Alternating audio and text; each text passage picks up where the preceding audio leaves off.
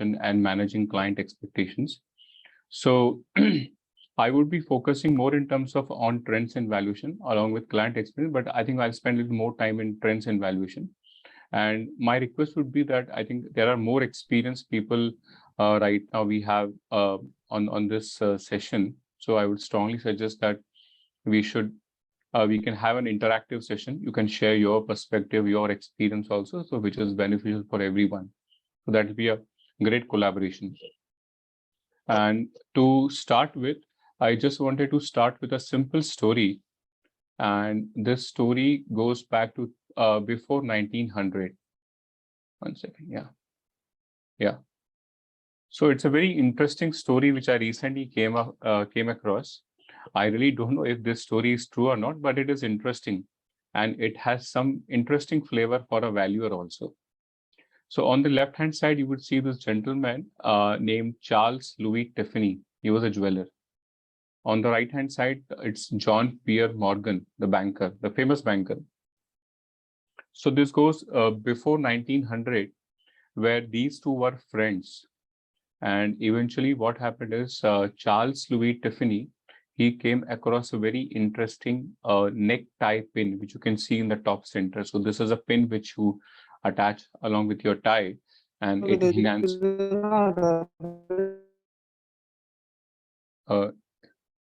Sorry, is somebody trying to say something? No, sir, please carry on. Okay. So there's a necktie pin, which so Charles Louis came across a very interesting diamond necktie pin. And he knew that Mr. J.P. Morgan loves to collect necktie pins. He likes to wear necktie pins. So what he thought is, like, in those days, obviously we didn't had any courier service, any mobile, and so there were messengers. So Mr. Tiffany, he packed the necktie pin in a gift box, and there was a note attached to that, and his messenger went to Mr. Morgan with a note. So when Mr. Morgan saw the note read like that, hello, Mr. Morgan, this is Tiffany, your friend. And as I know that you are fond of necktie pins, and I found a very rare piece of necktie pin. So I'm sharing the same thing with my messenger. I've sent the same thing with my messenger. If you like it, please keep the necktie pin and return my messenger with a check of $5,000. And imagine $5,000 as of today also is a huge money, undoubtedly. Imagine $5,000 before 1900. So Mr. Morgan, what he does is he opens the box, and then he sees, he reads the note. Then on the next day, Mr. Morgan sends the box back to Mr. Tiffany along with a separate note. So next day, Mr. Tiffany gets the same necktie pin box, but it was packed in a different way because he had to open it, so he had to repack. And also there was a note. So Mr. Morgan said to Tiffany that, thank you so much, Mr. Tiffany. I really appreciate that you remember that I like necktie pins, and thank you for finding such a rare piece of it. Undoubtedly, it is magnificent.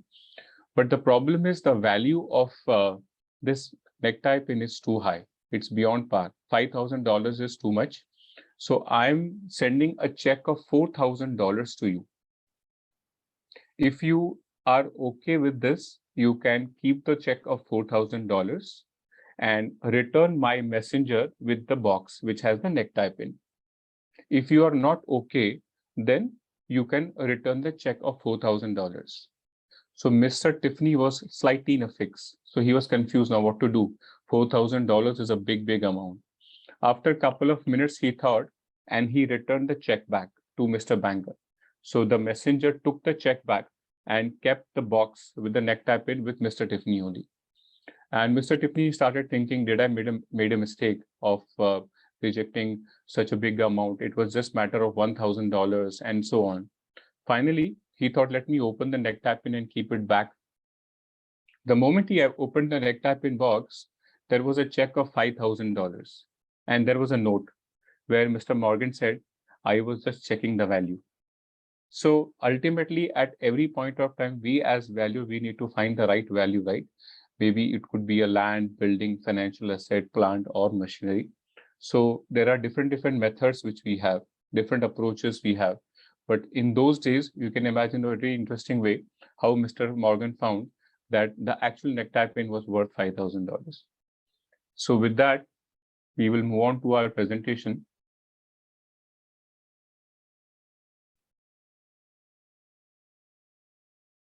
So again, to share a very good news with you, and I think this definitely has some implication on we as valuers. I'm sure all of you would have read in the newspapers that India takes over as the fifth largest economy basis GDP, and UK has slipped back to sixth position. And the table which you see there, this has been sourced from Wikipedia, and this is as latest as yesterday. And this is a rating by IMF, by the way. So if you can see from 2020-21, India was somewhere on the sixth position and now it's fifth. So it's a big win. And apart from, I think, being the fifth largest economy, there are a lot of other factors where we as a country are playing a big role, right? From if you see how we manage the COVID, pandemic, then inflation, if I look at the way inflation has been managed in India is much better way than the other countries. And also if you compare us with the other neighboring countries, I think we are doing much better. So what does this mean for us as a valuers, right? So this actually basically means that as we move up the ladder, definitely there'll be more and more opportunities. You will see there'll be a lot of FDIs which will be coming to India. There could be mergers, acquisition. As it is, we are also called a startup, kind of startup capital in the world. So definitely this will give a lot of boost to the economy. And I'm sure this will also help us to grow along with the country. Now, moving on to another slide, which talks about some of the important aspects, right? Factors which are impacting business. So obviously, I think everybody will agree the way technology has evolved over the period, right? Right now, we are able to do everything on our phone. Demographic expansion, contraction, globalization, these all are very important factors which has impacted the country. In fact, the entire business space, I would say. Also, the environment, corporate social responsibility is one of the big areas which has become a major concern now. So in my further slides, I would be covering some aspects about ESG also and how they will help us as a registered valuer. So I would really appreciate that any one of you, if you have worked in that space, do share at that point of time so that it will help others also to get some insights. And there are a lot of changes in customer expectations, though we will have this topic also being covered later. But what I've seen is that right now, everybody, in fact, all the customers, they want things very fast, right? And that is where technology plays a very big role because we are used to just pushing a button and having things ready. So these are very important factors which are impacting the businesses nowadays. And eventually, this will impact all the professions, not only valuation, but all the professions. And I'm sure you all will agree that the way we used to do our practice as a chartered accountant, or maybe as a cost accountant, or maybe if you are already practicing as a valuer, as an engineer, or any other profession, things have drastically changed. Now, with this background, and if I also go back in history and also see how our profession as a valuer has evolved. So here, if you see, this is a broad timeline, a very broad one. In fact, there are a lot of nitty-gritties which I have not included. And I will also request our fellow professionals from land and building and plant and machinery to share their views if they have anything specific to highlight. Like right from 1957, when there was wealth tax rules, there were specific note in terms of how the valuation of equity shares would be done, right? Then it moved to 1992 when SEBI Act was enacted, where it was stated that company can price share based on consultation with merchant bankers. And that is where merchant bankers were doing the valuation of specific companies in those days. Then came 94, 2010, right? ICAI shared the first valuation guidance, and RBI also said that the discounted cash flow technique will actually be an approved technique if there is any kind of a foreign direct investment. So you see how the valuation professional is getting a lot of momentum. And the gap from 1957 to 1992, that's a big gap. But if you move ahead and see 1994, 2010, then 2010, there were valuation standards, recommendatory in nature by ICI. Then 2013, income tax valuation. Then came 2016, insolvency bankruptcy code, right? Where it is compulsory for the insolvency professional to appoint two valuers for each asset class, right? In case of a CRP. Also, liquidation also requires valuation. And then Companies Act Valuation Rules 2017, which we all are aware about. And that is where on the basis what we as a registered valuer are part of this RVU.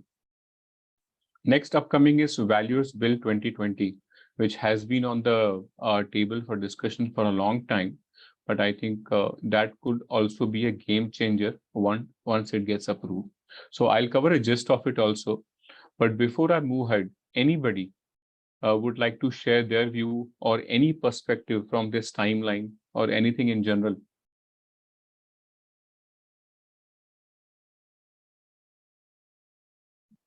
Anybody from land and building? I think we are around 80 to 90 people, I think 87. And if I know the statistics correctly, 68% are land and building, 20% are SFA, and then the balance is plant and machinery. So I would really encourage if anybody wants to share any specific view, especially from land and building plant, because I being from SFA side, so I think my message might be skewed towards that particular asset class. But if there is anyone who wants to add, please feel free to share. Now let's look at the valuers bill. So this is something which has been in the annual, and I think COVID played a role where this got a little delayed. But in my knowledge, I think this was expected to pass in 2020. In fact, this was also tabled before 2020, but this was eventually, it was not approved. There were a lot of changes which were suggested. And right now, if you see, if I look at the current scenario, now overall, if you look at the valuation from a statutory perspective, so if there is an accusation, there is a disposal, merger, amalgamation, like any kind of a business combination situation, right? So definitely there is a requirement for valuation. And if there is any kind of a corporate restructuring, also any specific decision making. So for example, very recently, I was being inquired through one of my friend that there was a partnership firm and it was a manufacturing company. Now that manufacturing company has been there for the last 30, 40 years. They wanted to sell the business, or maybe they wanted to liquidate it. So they were, and it's owned by a senior citizen. So they wanted to basically get retired. And so they approached, said that we would like to sell. So there was, again, I could see they had plant, machinery, they had a lot of lands, and they had several buildings, because being a manufacturing company, this was into metal detector, one which we use in the airports. So they have also export business. So they wanted to sell the business. Obviously, before selling, they wanted to understand the value. So that is where the valuers come in play. So any kind of a decision making, restructuring, valuation is required. Some of the regulatory compliance, Companies Act, SEBI, income tax, wealth tax, FEMA, we all are aware. Fund mobilization, if there's any investment which is coming in India or out India, that also definitely entails some kind of valuation. Disputes, court cases, legal matters, borrowing or lending decisions, insolvency and bankruptcy, 2016 code which actually came. So that also gave a lot of perspective. Now, this is basis the different statutes which we have, right? But as far as values bill is concerned, if you see, it is going to cover approximately 14 different statutes. So right from Banking Regulation Act, Securities Contract, Wealth Tax, Income Tax, SEBI, Insurance, IRD also will get covered. FEMA, because right now the valuation which is required, you would see in a lot of cases, it is a combination of whether a registered value is required. In some cases, a merchant banker. In some cases, a cost account or a chartered accountant can also do it. But Once the valuer bill is tabled or it is approved, then apart from Companies Act and IBC, in all these cases, it would be a registered valuer. So this is going to be a game changer. And of course, this will bring its own challenges, but this will have a lot of opportunities for us as a professional. Anybody, any views so far?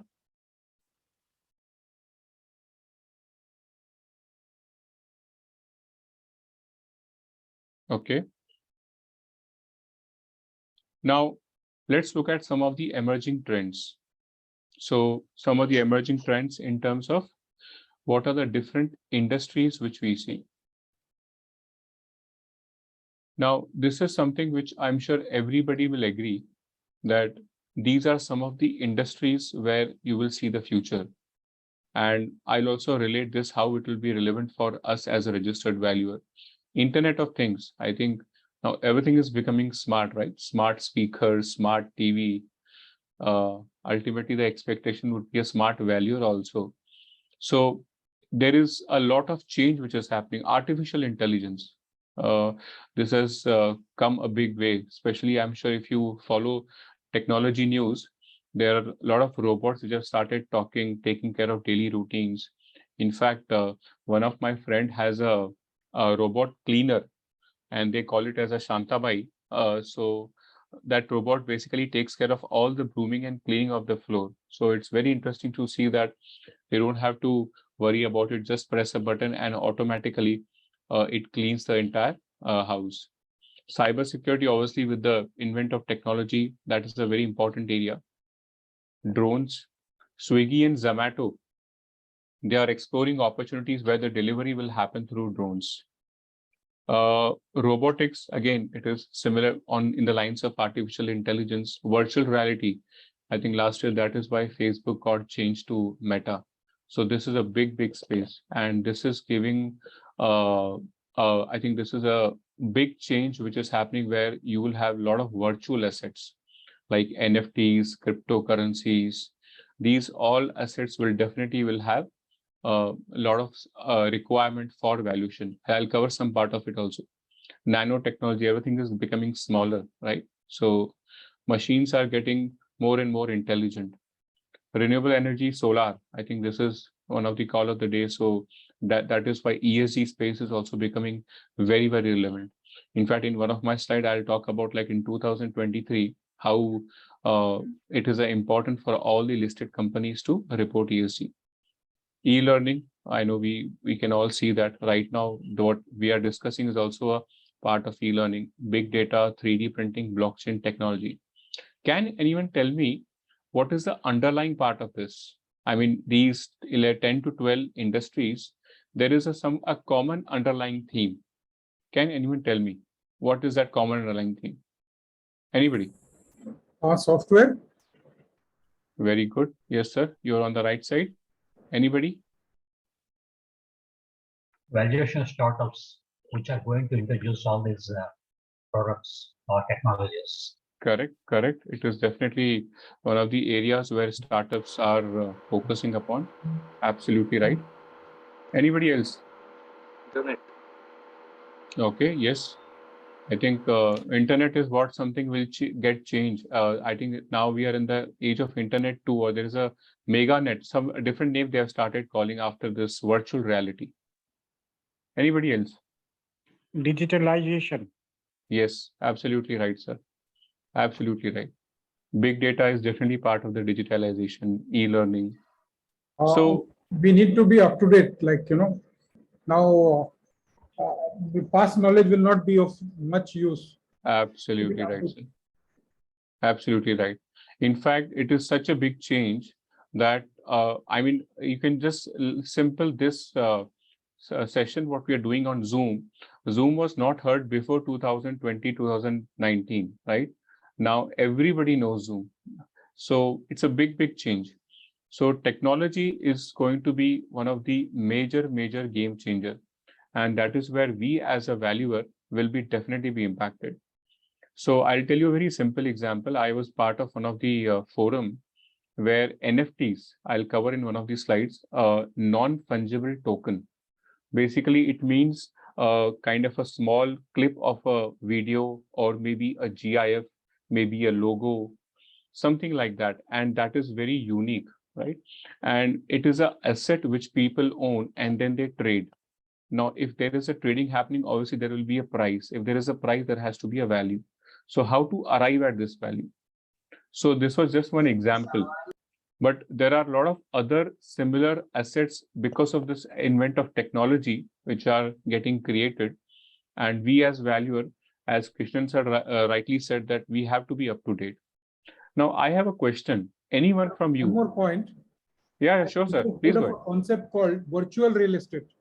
Like, like with NFT, you also can buy this real estate.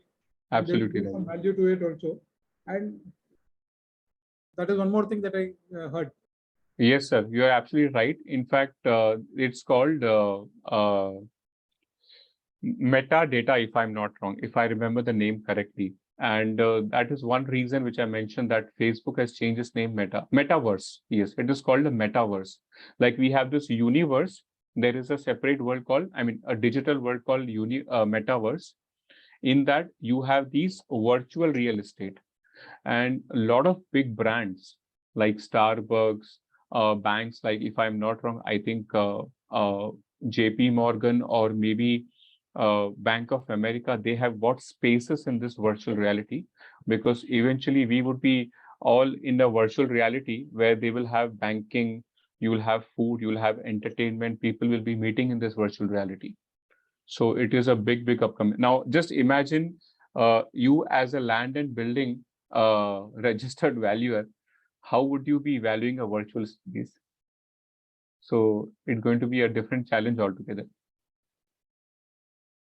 Anybody else wants to add anything?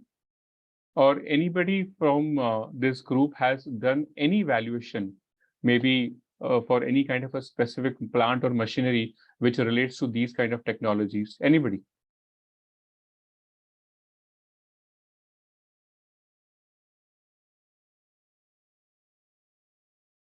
Okay. But having said that, I think this is one area which we all need to be focused upon. And this is one of the major emerging trend. Now, if I talk about valuation, right, from a technology perspective, I'm sure most of you would have also come across this, that there are automated valuation models. So I was with one of my professional colleague, we were just exploring some of the modeling because we had to prepare an Excel file when we are doing a projection or a valuation for SFA. It was a business valuation. So we were just exploring if there are any specific templates available, and that is where we came across an automated valuation model. So it was like a startup somewhere based out of Europe, where if you provide the information with your numbers, projections, and the same gets automatically calculated with a very broad idea. You have to select which approach you want to use, which method you want to use. There's like a questionnaire which you have to fill, which might take not more than 30 to 40 minutes. Is somebody trying to say something? Okay. So the moment you input the data, a valuation report is ready. Of course, it would be a draft report. You will get an opportunity to revise that report, do some tweaking. If you have to add a specific paragraph, let's say if it has related to insolvency, so you can add that part also. But everything is becoming automated. This is one area where I think we as registered valuers can focus upon. I'm sure many of you over here would have years of experience, and we have standard templates in place, right? So somewhere, if there is a collaboration with technology, we can always look at some kind of a valuation model. And this is definitely a very upcoming trend. This helps you to improve the timelines. So as I said, right now, the customer expectations are very different. They want everything very fast. So these valuation model, automated models will definitely help. Less manual efforts, definitely more accuracy. And in fact, what I saw that there are a lot of opportunities where you can also look at different methods. So for example, if as a SFA valuer, if I want to look at couple of methods, I can actually do the valuation basis all the three methods and then select. So that is also possible. And also, as far as land and building is concerned, I'm sure there are a lot of automation models which are available in US also, because I was referring to one site where there was a company which was into, I'm not able to recollect the name. Maybe once I share a presentation, I'll add the name. But if you have to do a valuation of a flat, they take into account a lot of different things through a model, right? So basically a historical trend, right? Then what is the vicinity? What could be the possible future? If they have information about if there's any town planning which is happening for that specific area, definitely that will enhance the value of the property also. So those all factors are taken into account, and basis the automation valuation model, it actually helps a person to take decision faster also. So that kind of a technology is something which is in the anvil. Now, so here I think developing technical proficiency is very, very important. I'm like, if you go back in days when we used to do accounting manually, then came Tally, and then came ERP systems, and now it's all automated. Now we have apps where we can do accounting. So this is what I foresee for valuation also. Eventually there will be softwares which we'll be using. And as of now, I think we can be a great contributor to build those software once we collaborate with the right technical teams. Standardization opportunity, obviously this is very, very important, because I'm sure you all will agree that a lot of reports are different. Now there is no standard approach. International valuation standards, it provides what a report should contain, but there is no specific standard as such what exactly should be part of each and every heading within that, right? And so that is where there is a lot of opportunity where it can be standard. So for example, if every valuation report starts with a summary, right? As of now, I don't think that is the case, but it's a free hand to us as a valuer where we can tweak the report. But if it's standard, it becomes very easy to actually automate it and also refer it. Anybody, any views?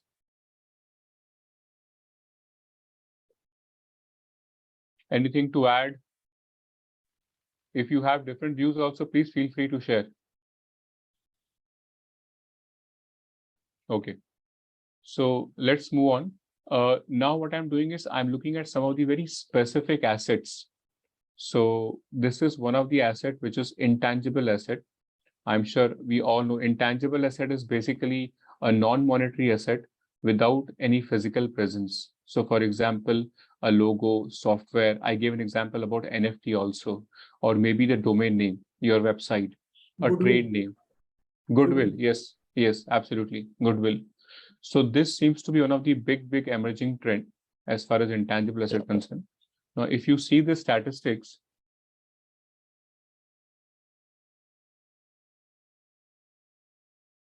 now here from 1975 to 2020, each bar represents two assets. One is tangible and second is intangible. Tangible is your silver color and intangible is in the blue color, right? You can see from 17%, and this is basically S&P 500 index, the total assets divided into tangible and intangible. Now, if you see 17%, now it is around 90%. So this might not be exact. For example, Microsoft as a company, or let's say Google, they will not have 90% intangible asset, but this is a total picture at a total level. So you can imagine the change in almost 45 years, how it has changed from 17% to 90%. And if you look at the 1985 to 1995, the shift is almost more than double, 32% to 68%. And this is where the technology space, I think this is where the computing part, this got exposed. So this is where the change began. And then it is still growing gradually. So you'll have your patents, brand value, your customer data, software, this all will get covered over here. So 90% of the total assets of the S&P index is covered by intangible assets. And some of the future, if you look at it, like once we have this 5G NFTs, this will definitely further increase. Now, anybody in the group, have they encountered any intangible asset valuation? Anybody? or anybody from other asset class, land and building, plant and machinery, they have come across where they were asked or they were consulted for this kind of a valuation? Anybody wants to share?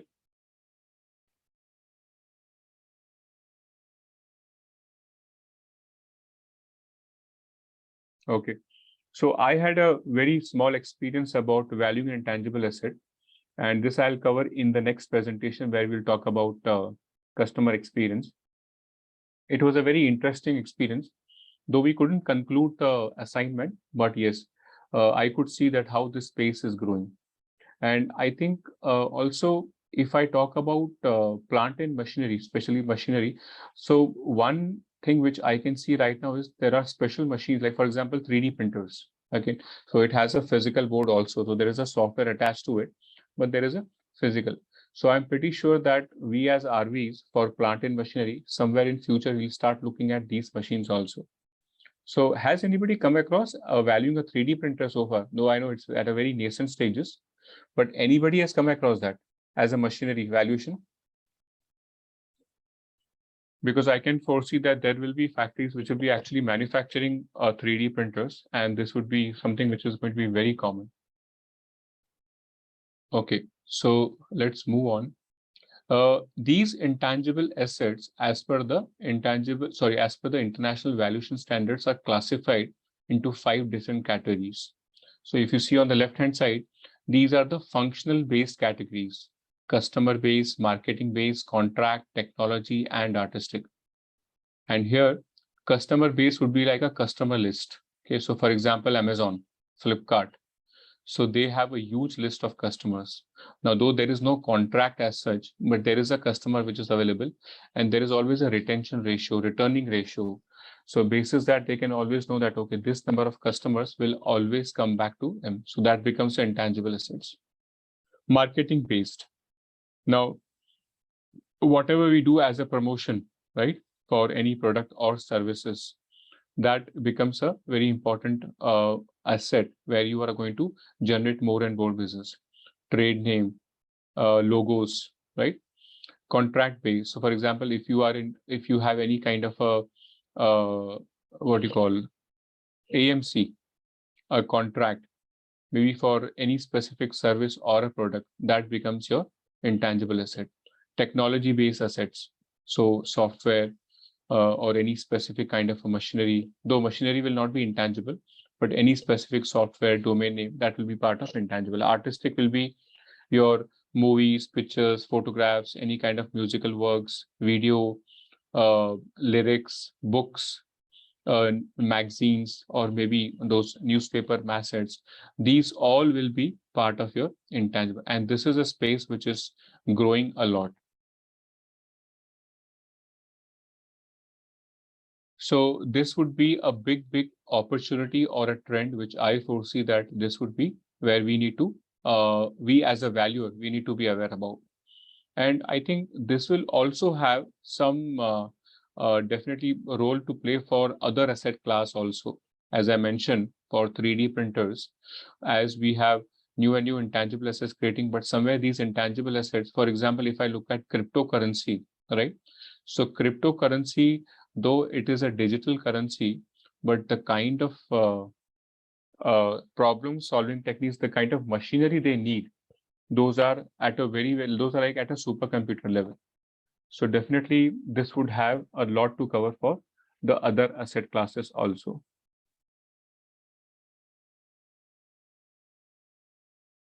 This is about NFT, which we broadly covered. So it is like a digital token.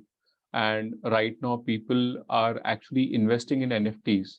So just as a part of the diversification, they are also, because this is one intangible asset, I would say, which is growing magnificent, because people are getting a return in 200, 300% also. There are NFTs in US which have been sold in millions of dollars, right?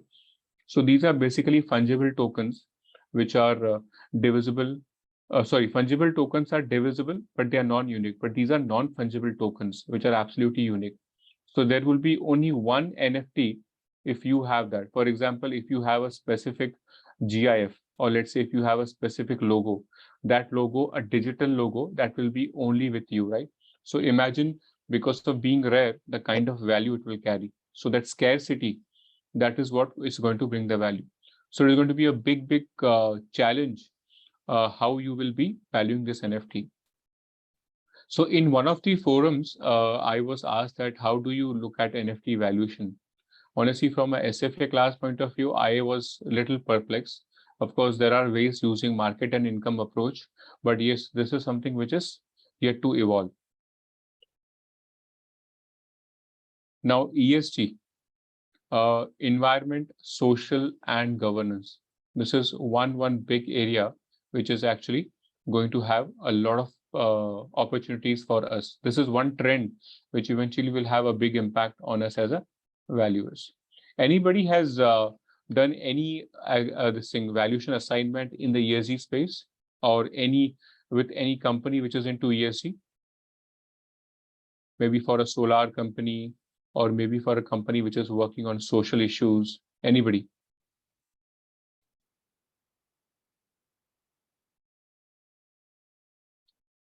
Okay, so let's first understand what is ESG. So as I'm sure all of you would know that earlier we had this corporate social responsibility or corporate social reporting. Now that has evolved into ESG, which takes into account three broad aspects, right? Which is your environment, your social, and governance. So if I have to look at your environment, that would be basically your green energy, waste resource management, right? And social would be more in terms of taking care of the community, philanthropic activities, or looking at the stakeholder ethics. So these all are going to be a big space. And right now, what is happening is there are ESG bonds. So I don't know how many of you have heard, but many companies are coming up with ESG bonds. And let me show you one graph. Is it something Yeah. like carbon credits? Sorry, sir. Is it Something- something like carbon credits? Something like exactly carbon credits. Yes, you're absolutely right. So carbon credits will be more on the line for environment, but this will cover your governance and social aspect also. Okay. So right now, for example, a green bond, that is where you will get those carbon credits. So if you see this graph, in 2021, this is for India, by the way. So there were around 5 billion ESG bonds which were raised for funding, right? And this information is as of July 21. But recently I learned that overall in 2021, the ESG bond space reached to $10 billion for India. Sorry, $10 million for India. So imagine the way it is growing right now. So this is one space which I'm sure will have a lot of impact on us as a valuer, because eventually what will happen is any company which goes for a ESG bond, they will have a ESG requirement, right? They will have to show that in the books, what is the number of carbon credits they have done.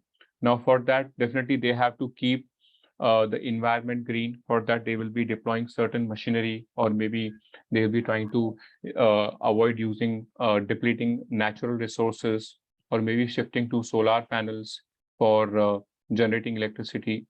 So a lot of focus on these different aspects, and more the points which the company would have, they would be easier for them to raise funds, right? And also there is going to be a chance where once whatever points you have gathered or carbon credits, the interest rate on which you're going to borrow the funds also will be based on your ESG points, or let's say carbon credits on that. So this is one space which I see that is going to be very relevant for all of us.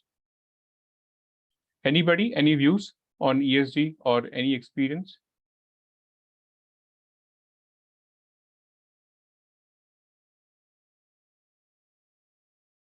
Okay. Now, BRSR, maybe some of you might have already heard about this. It's called Business Responsibility and Sustainable Reporting.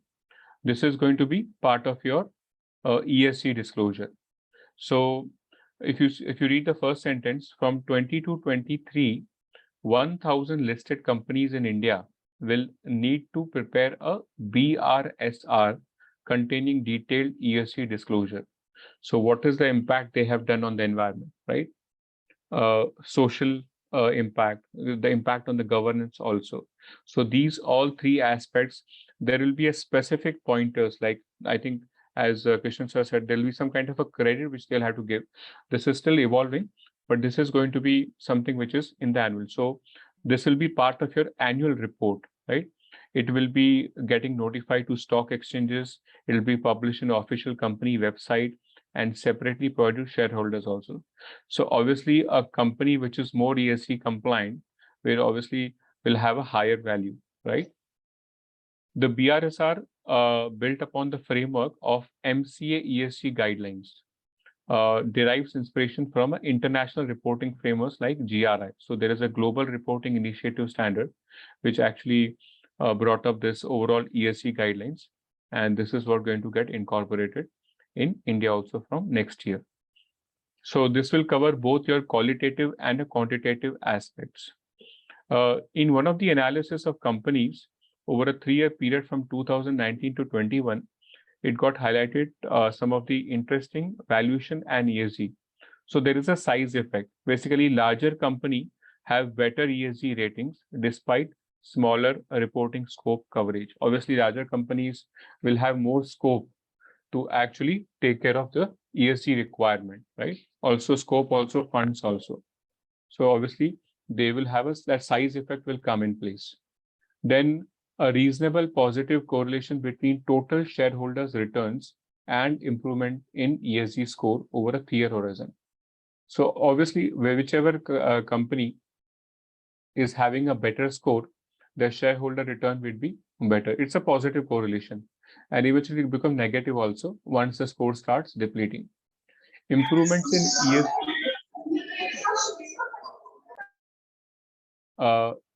I think Ashokan sir, if you can, yeah, thank you. So one last important point here, like improvements in ESG scores. Can I request if you're not speaking and put your line on mute?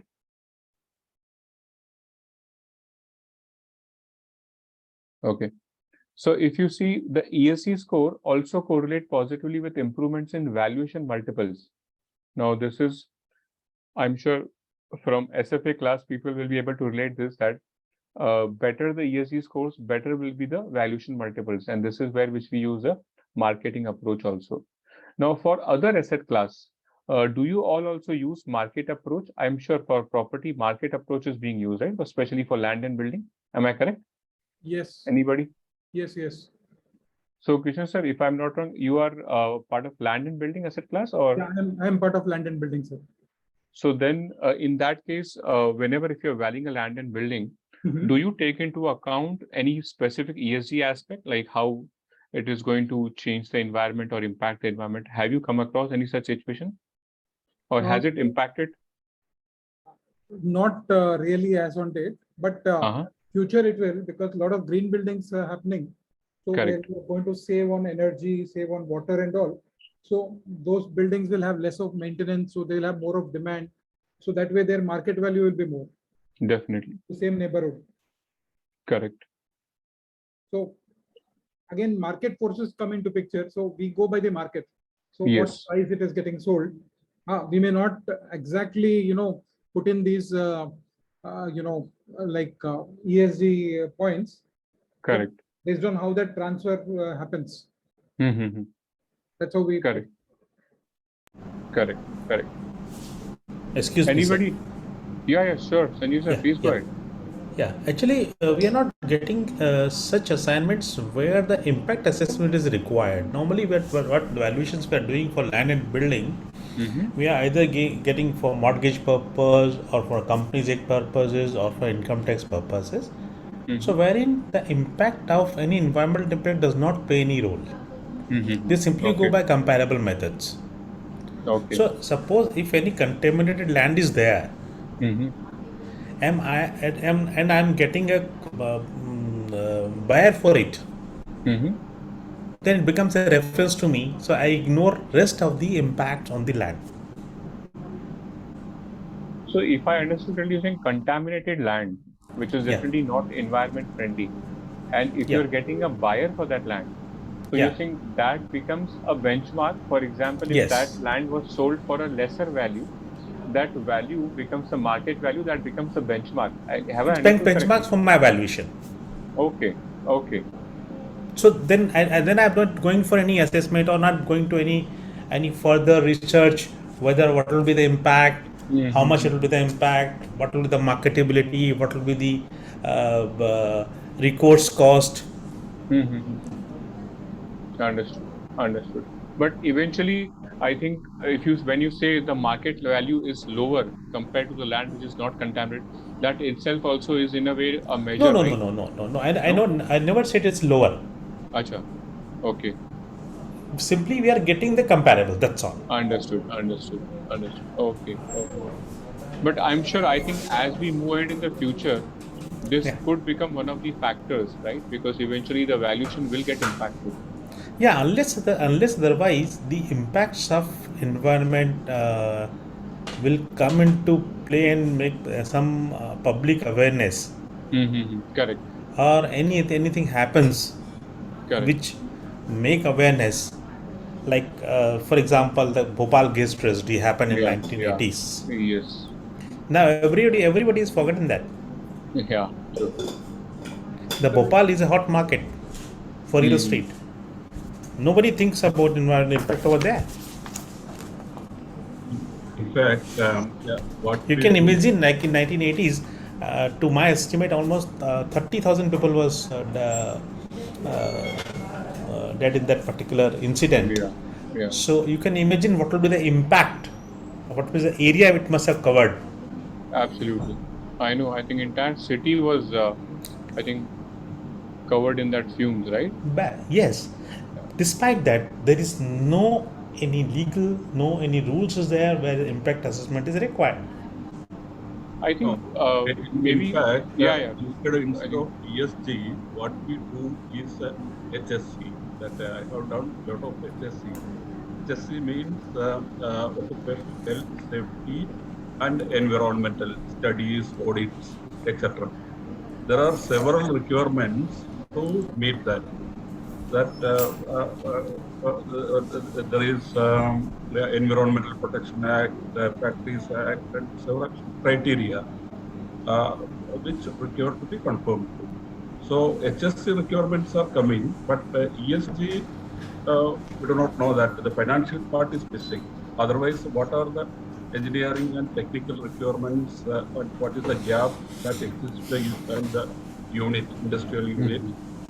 That studies, and there are specific studies like hazards and operability studies, etc. That comes and that we do. okay. But this ESG and the BRSR part is still missing. That is not coming. Yeah, I think this is one of the trends. Yeah, you're right, Nayak. So this is something which is upcoming. Yeah, financial element is missing. Otherwise, the technical studies are going on. That we do it on a regular basis. Okay. Okay. Okay, great. I think that's a good. Sanjeev sir, you were trying to say something, or you're done with your point? Yeah, Sanjeev sir? my point is only that, I mean, unless otherwise any awareness coming to the Yeah. public and even to the government, I mean, there could be some regulations, some policies are It will there. come. It will In definitely come. fact, Yeah, there are, but till let now, me just they say, are only there are lot of regulations already. There is no dearth of regulations, and it is stringent also. Many industries are closed. Union Carbide after the Bhopal incident, it is no more existing, and many industries are shifted based on the rules and regulations. And no, agreed. The units are being shifted, no doubt about it. I agree with that. That but you are controlling the future. But what happened to the already contaminated land? yeah, How it is going to differentiate with a non-contaminated land? Mm-hmm. That's right. my point. Suppose today I go to Bhopal for valuation of some land. What should I do? Should I go for any environmental impact assessment? How much contamination is there? Or I simply go by taking the market comparables of nearby properties, because I assuming the entire Bhopal city is contaminated. Yeah, that part you're correct. Yeah. Because technically, one has to go for an environmental impact assessment studies, and based on that, the valuation has to be done.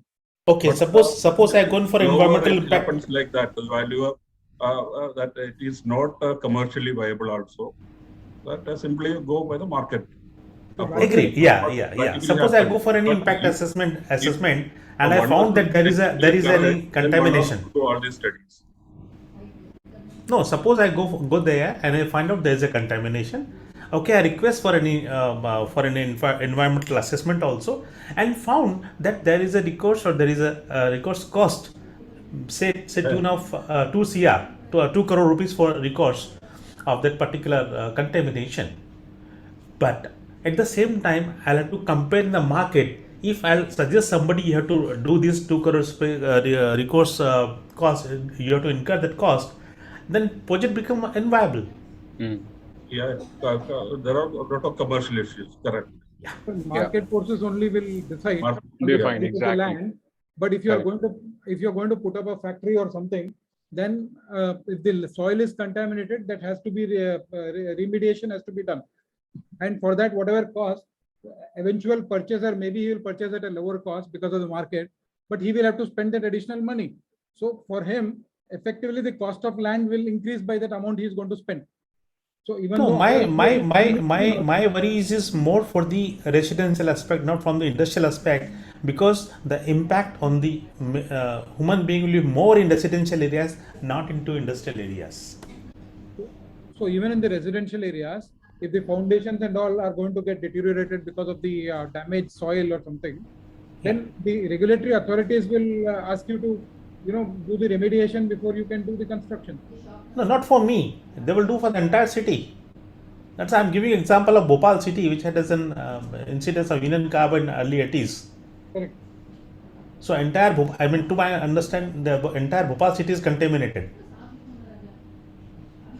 So suppose I'm going for a valuation of a single plot, say maybe a 500 square meter or say 1000 square meter.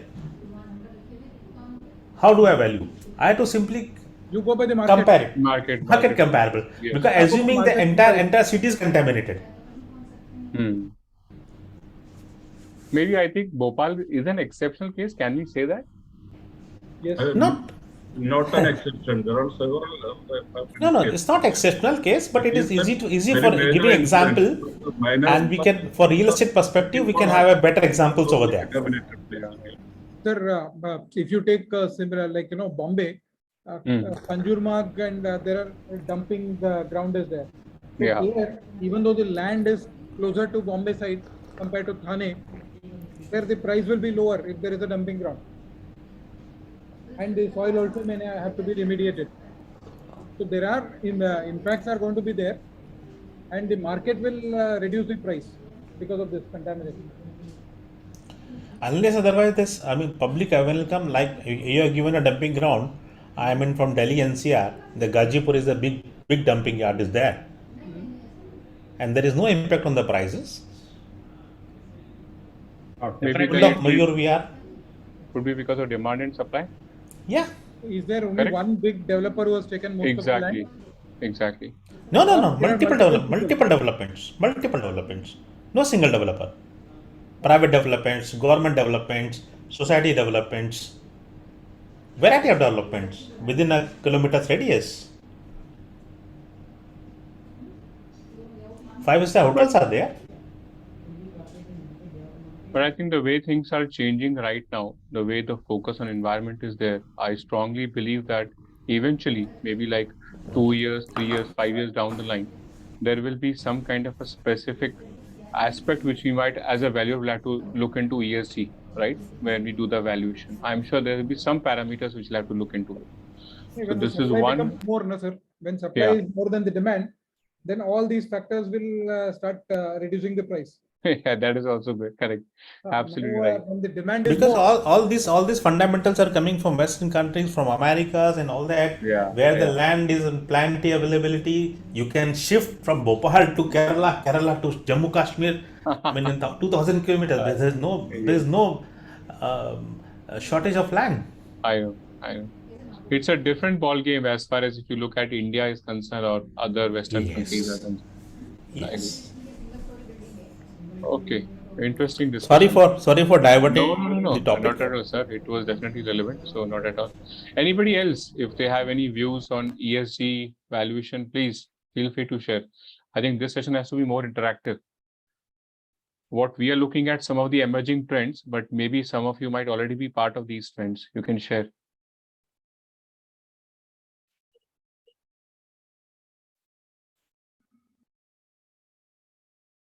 Is Devashish sir, are you trying to say something? I could see that you went unmute. Okay. Okay. So let's move on. Now, this is one example which I just wanted to share with you. Like Zomato, when they came up with the IPO, and this was actually part of the report, right? So again, on the same ESG topic, you could see how Zomato was highlighting that what is their contribution towards ESG. So if I just pick few examples over here, let's say waste reduction, right? 100% plastic neutral deliveries from April 22, 300 tons of estimated plastic reduction due to no cutlery required. So this is one way where they were trying to save the environment. And then if you look at health, safety, and well-being, also that covers the social part. Contactless deliveries, again, because of this one COVID situation, road safety awareness for delivery partners, medical health and accidental insurance. So there are different ways where the companies are trying to contribute in this ESG space, and eventually this will become very important. On the first hand, if you see addressing carbon emission, so member of EV 100 initiative, around 500k tons of carbon offset, right? In 22, 18% orders delivered on bicycles. And I mentioned some time back that Swiggy and Zomato are eventually contemplating, or even they are trying, they have got some nod from the government of India also for using drones. But I think that line of sight is one issue where, because as per the law, you should be able to see the drone at all point of time. But if I take an example about places like Mumbai, there are skyscrapers, so obviously the drone will not be visible. So these are some of the technical challenges which they are facing right now. But very soon, maybe in 23, you might see start drones which are going to deliver. And also the delivery might happen in phases. So from the main point to a specific point where they will collect all the deliveries, and then a person would actually deliver from place to place. So this is one way where they can contribute to carbon emission also. So this is just one example, but this ESG space is definitely one which is an upcoming trend, and it will definitely impact us. Definitely. Sir, I wanted to add one thing. Sure, sir. Please. Zomato and Swiggy, they introduced this plastic cutlery and all. And, before that, this was never being used. And then now they're saying they're saving 300 tons. First of all, they have introduced it. Yes. Otherwise, in I India, agree. people were, even the street vendors were selling on those leaves, banana leaves or. Yeah. So we were always environmental friendly. Yeah, I agree. Our minds. Yeah. Then they come and say they're reducing it. Yes. Interesting perspective. I think that is where the awareness is going to play a role, and that is what I think Sanjeev sir was also trying to say. The more the awareness will comes, right now, I know if you go back 5 years ago, we used to throw, there was a tendency with a lot of people to throw bins on the road and all, but now that culture has changed. People have started using dustbins. So things are changing gradually. Sorry, by mistake, my presentation got just 1 minute. Yeah. So some of the things which I would say could be like a takeaway or some key highlights. If I look at the future possibilities, we discuss about automation valuation models. This is definitely going to be a very interesting area. And I'm very keen because I have some inclination towards technology. So I'm very keen if I get associated with anyone, I'll definitely work on this space. This is what I'm looking at. One of the areas which I'll be focusing upon. Detailed output sublet. This is one thing which maybe I think from people from other asset class can help me, or they can share their views. I can see there's a lot of specialization which is happening. So I'll give a simple example.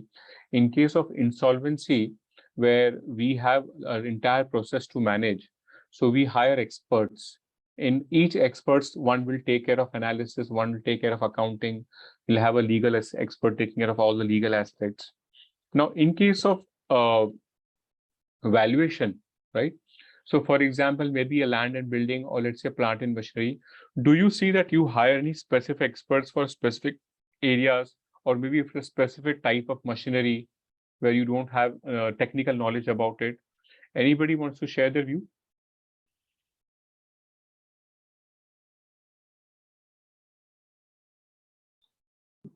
Yes, we need to hire people on case-to-case basis. Okay. Because there was a valuation of corroded steel plates, Okay. and then it was huge quantity, and what for it can be used, because it is a specialty material. A metallurgical expert was hired, and Okay. it was tested also. And for what exactly, whether it can be used for structural applications, or it can be used for boiler applications, so because already, or pressure vessels, etc. And then it was identified that this can be used for these purposes after doing these particular recovery processes, machining, broaching, etc. And then it was graded into different parts, and the valuation was done. Okay. So hiring experts is a requirement. But sir, thank you so much. Yeah, this is very interesting. Where I'm coming from, let's say when we do a valuation process, each process would have specific steps. Do you foresee that a specific step itself will become a specialized profession itself, and where you will hire specialized people? Say, I'll just give you a very simple example. Like, for example, in case of insolvency, or maybe like in case of when I'm as practicing a chartered accountant, I know that income tax is not my forte, but there are clients who will come to me for income tax. So what I'll do is, if there's any income tax work, I'll just sublet it to a specialist too. So in the valuation profession, the process, do you foresee any process which will get specialized?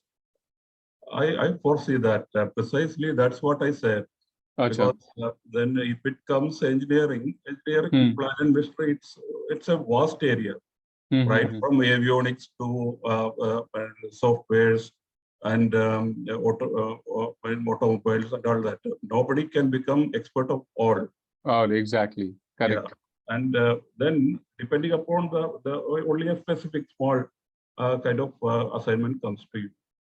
Correct. And you know something, but then maybe there are a lot of other gray areas, or maybe completely blind spots also. Correct. So to do the satisfactory work, that you find out, you may have to find out, depending upon a case to case. Correct. And that I think that is the best practice also. That's the best practice, yes. That is the best practice, not to do what is not actually known. Maybe it is better to, because the problems all here is the commercial part, because everybody wants the lowest score. Yes, lowest score is that you cannot hire anybody. I think that's a universal challenge. Absolutely right. Yes. Commerce is the one that restricts quality.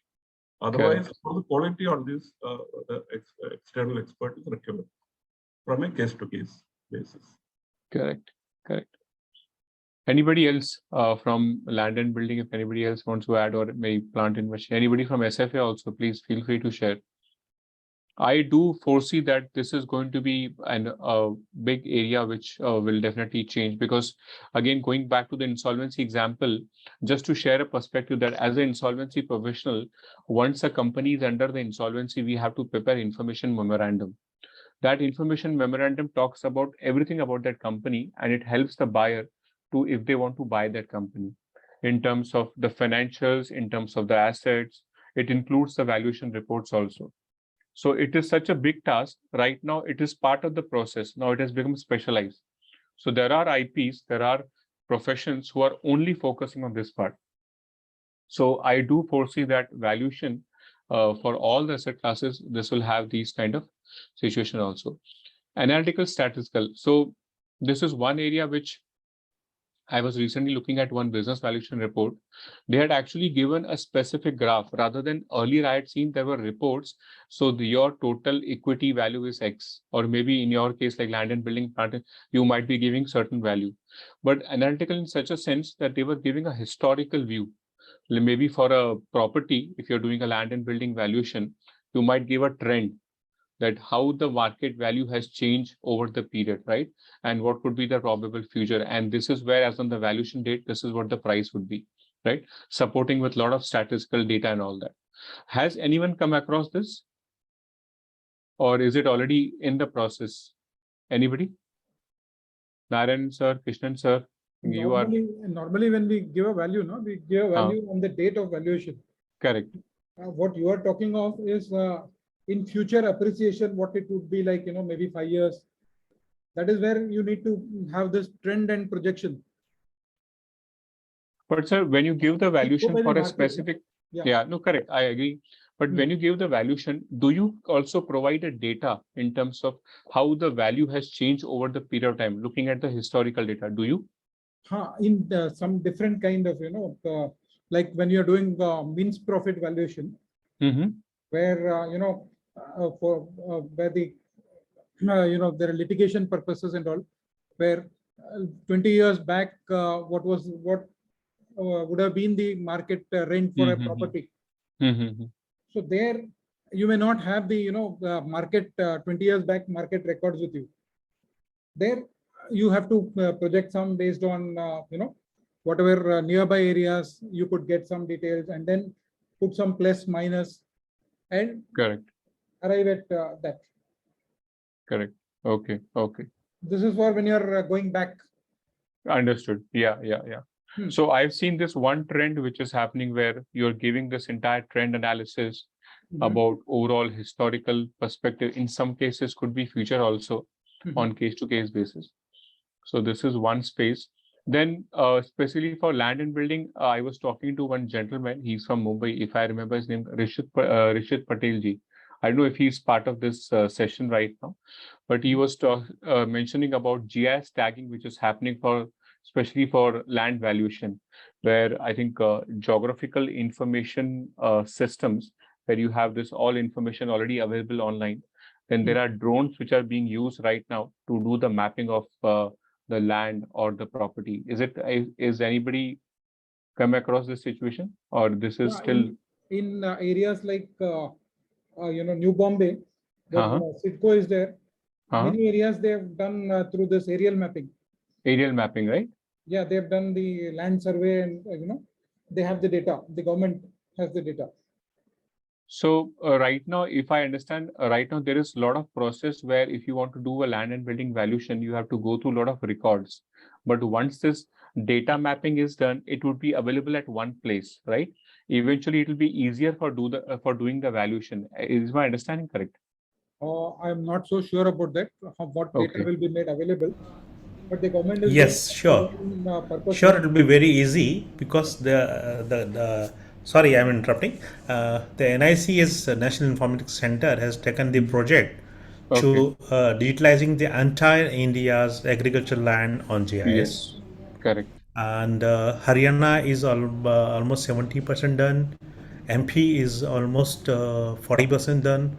Rajasthan is almost 70% done, to my best understanding, because I'm working in these states. So it's very easy. You can just reach to the particular land. You just click. You will get all the information related to areas, related to the current owners, who is the current owner, and what is the area. Do you also get what are the sale happening in that area, like Not really. That is not made public. That is happening in Delhi. Then Delhi, they are also trying to geomap that one.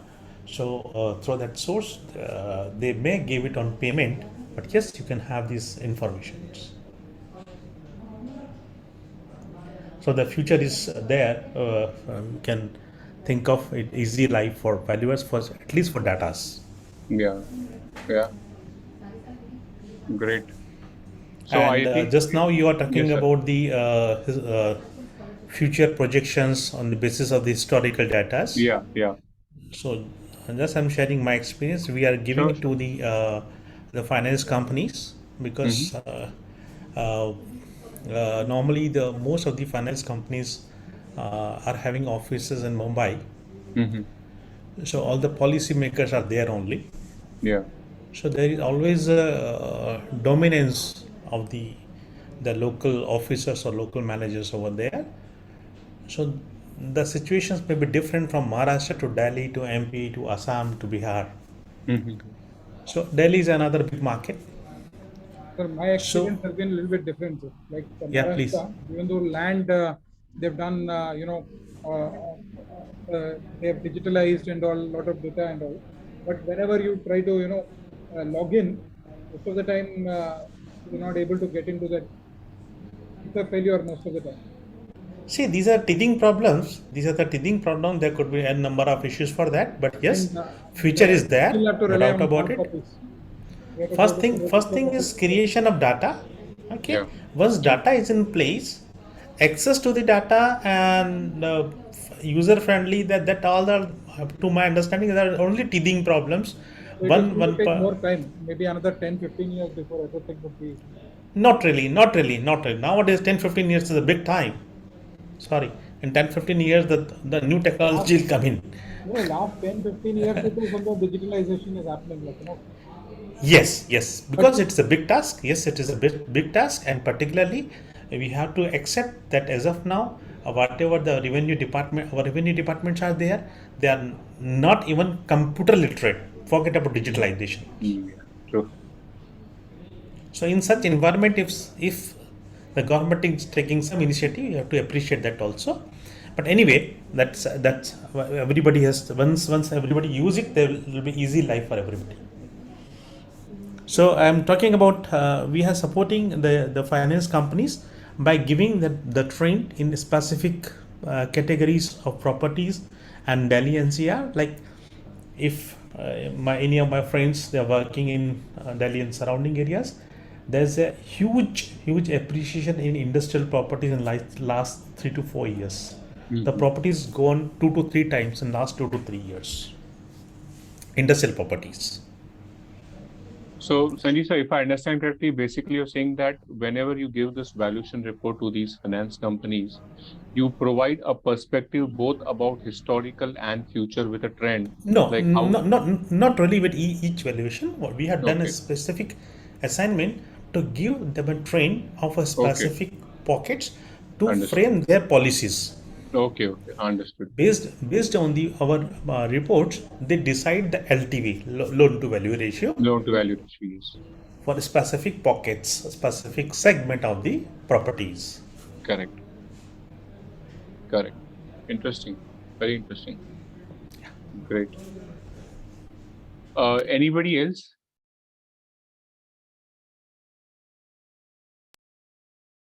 So moving on, plant and machinery, I think industry 4.0, this is where right now we are stepping into. So we had three different industry revolutions. Now it will be 4.0, where you have all these automated machines, artificial intelligence, robots. Again, this will have, I think, I'm sure for all the plant and machinery SLK, they will have a different challenge as far as looking at these specific machine. Even the manufacturing process, I would say, the way things are changing, this would have an impact on the values. Like for example, plastic industry, right? The way it has evolved. In fact, now since I think July onwards, they have also banned certain class of plastic, quality of plastic. So that also will have an impact. So we'll have to be very abreast in terms of how the overall industry is evolving.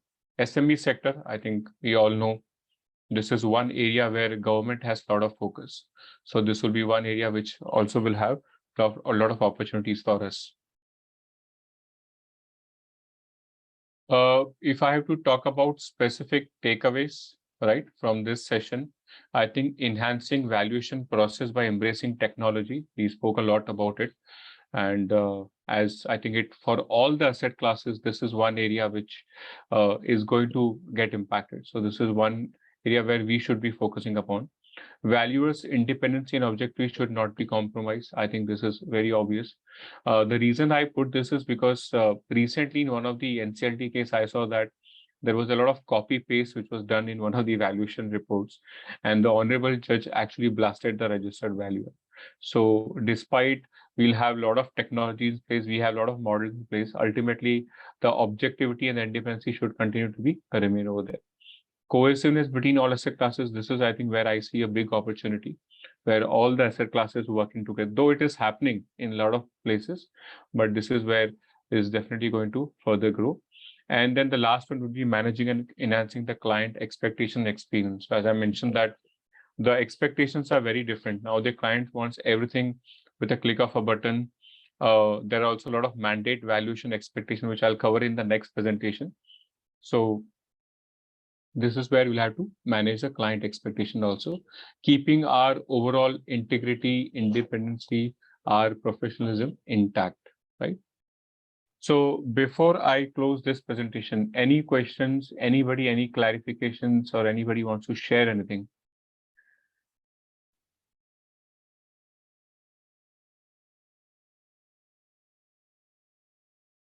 Okay.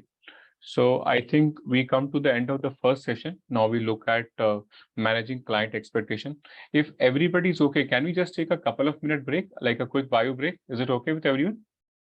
Yes, sure. Yeah, sir, sure. Okay, great. Thank you. So let's meet after a couple of minutes, let's say 2-3 minutes.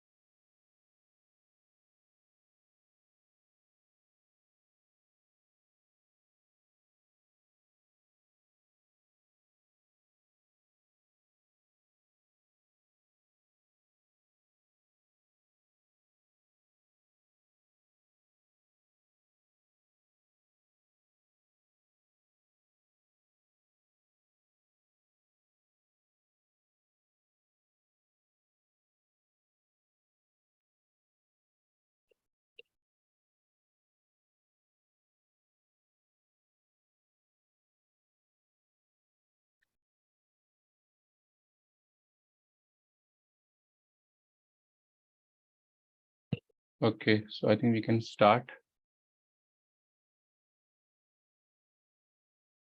I think technology has both advantages and disadvantages also. So sitting on the chair for a long time definitely we need to take care that we should take frequent breaks, right? It's healthy. It's a very healthy practice. Yes, should be. Yes. Okay, let me share my screen. I hope my screen is visible to all. Yes. Oh. So now we move to the second topic, managing client expectation. So it's a very, I would say, generic topic because, and I'm sure you all would be having more experience than me in terms of managing client. But I think having given that, I'll share some of my practical experience and what were key takeaways. But I will strongly request all of you, wherever you can add your experience, which will be very helpful for every one of us. So some of my practical experiences in last 6 to 8 months. So I worked with one of my professional friend and we managed RV assignments together. And I'm just sharing some of the experience, very interesting experience. So I've just listed 4 of them. First one was where we were hired as registered valuers for SFA asset class for IBC, Insolvency Bankruptcy Code. There was a CRP which was happening. This was down south in the state of Andhra Pradesh.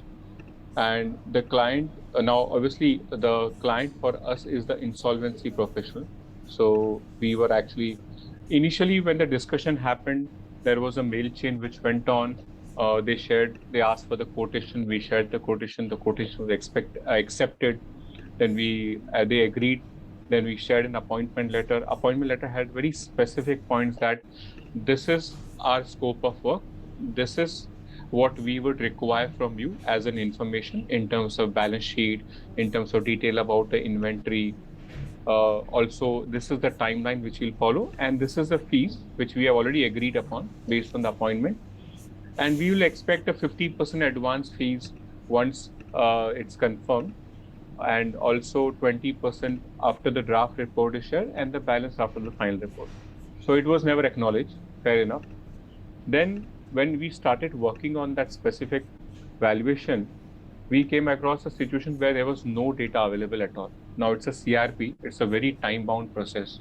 Now, both of us being insolvency professionals and RVs, so we understand that there is a time value of money is very, very critical.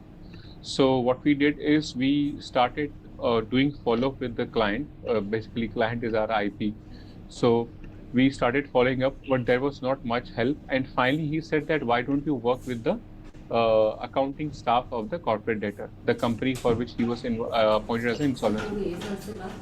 So honestly, this is Sanjeev sir, if you don't mind, can I request you to put your line on mute, please? If you're not talking, if you can please put your line on mute. Sanjeev sir? Yes, sir. If you can please put your line on mute in case if you're not talking. Yeah, thank you. So now we had to engage with the accounting staff to get all the data about the balance sheet and all that. And we were constantly following for inventory also, because ultimately we had to plan a visit to Andhra Pradesh and we had to understand if there's a physical. So though the balance sheet had no inventory, but it's important to have the confirmation. So there was a lot of to and fro happening. And ultimately, it was a situation where we were losing on time. We never got the fees also. So we had to do a workaround. We started engaging with the company staff. We started gathering more and more information about them. And my colleague also met the person also over there, which is actually not a requirement as per the as per the practice, right? But we had to do that. And during the discussion, when we came with a draft report, we provided a certain value. Now, this comes a very interesting part where that specific IP says that, see, your value is X. Okay. Now, I have already appointed another valuer because we need to appoint 2 valuers. Why don't you work together? आपस में आप लोग देख लीजिए और एक value दे दीजिए मुझे. So it was very interesting to see, and this was like our first assignment. So we didn't compromise on that. And this is where there were lesson learned that it has to be very important that we have to keep our integrity in place, right? We should not compromise on our independency.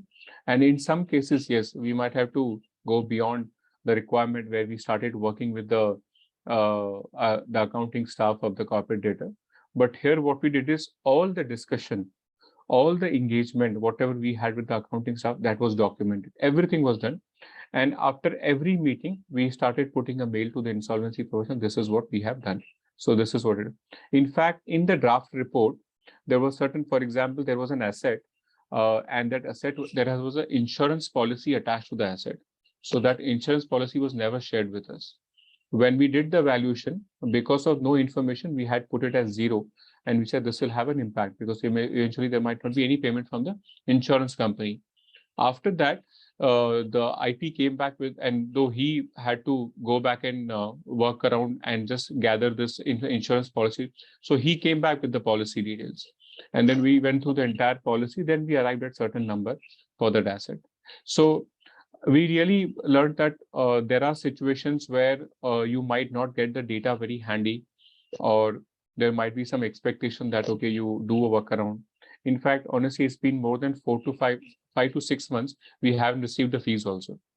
And whenever we go back to the fees, अरे हमारे पास ही पैसा नहीं आया तो आपको कैसे देंगे, ये तो CRP है, ये जब पैसा आ जाएगा, resolution होगा या liquidation होगा तभी देखेंगे. So these kind of, but it's okay. I think that is what market practice is, which is fine. But we had a good experience. Interesting experience, I would say. And that is where we learned how to manage the client. So expectations. Anybody, they want to share their perspective in specific to IBC or any such similar experience? I would like to share. While I was working as a partner with one of the firms, we had an assignment of a gas-based power plant where I was taking care of the land and building part. So I had given a land valuation. And after a few days, the client side, they called and they said, another valuer has given a different figure. So why don't you both work together? Yeah, same.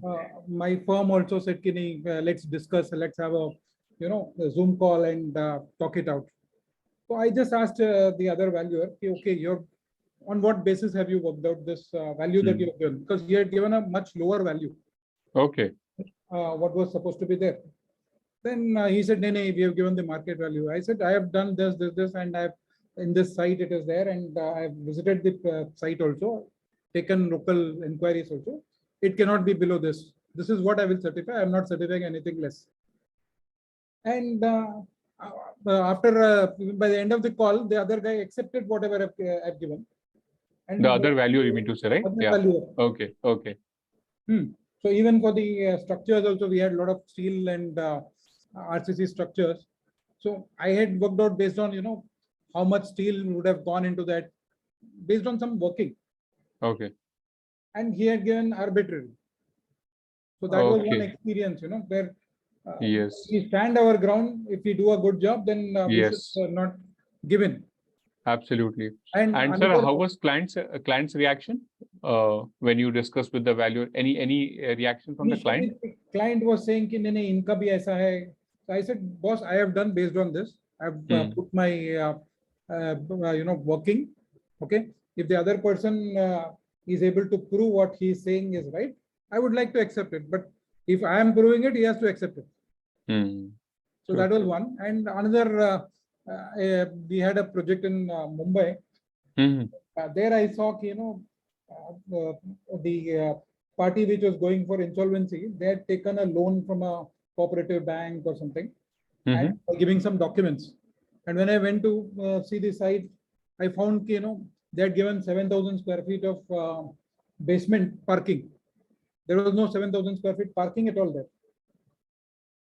So you're saying on paper it was 7,000, but actually there was no 7,000 square feet. No 7,000 square feet. And there are a lot of discrepancies.